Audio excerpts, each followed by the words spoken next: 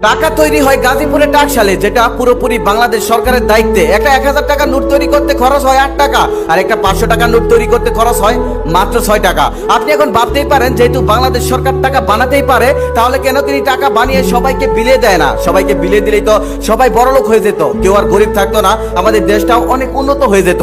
এমনটাই করেছিল কোন এক দেশের সরকার। সে ভেবেছিল টাকা তৈরি করে তার দেশের সকল জনগণকে বিলিয়ে দিবে, আর তার দেশের কোনো লোক গরিব থাকবে না, সবাই বড়লোক হয়ে যাবে, এমনকি তার দেশটাও বড়লোক হয়ে যাবে। এক দোকানদার দোকান করছিল, ঠিক সেই সময় সে খেয়াল করলো যে তার অ্যাকাউন্টে 50 কোটি টাকা ঢুকেছে। তখন সে দোকান টোকান ফেলে বাড়ির দিকে দৌড়াতে লাগলো। দৌড়াতে দৌড়াতে তার বন্ধুর সাথে রাস্তায় দেখা, তার বন্ধু সবজি বিক্রি করে, সেও দৌড়াতে দৌড়াতে বাড়ির দিকে যাচ্ছে। বন্ধুকে জিজ্ঞেস করলো, গিরে তুই দৌড়াচ্ছিস কেন? তখন তার বন্ধু বলল, আমার অ্যাকাউন্টে 50 কোটি টাকা ঢুকেছে, আমি এখন আর সবজি বিক্রি করে কি করব?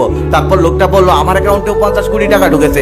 তারপর সেও দৌড়াতে দৌড়াতে বাড়িতে গেল। বাড়িতে গিয়ে দেখলো তার ছোট ভাই কলেজে পড়ে। সে আর কলেজে যায়নি, কারণ তার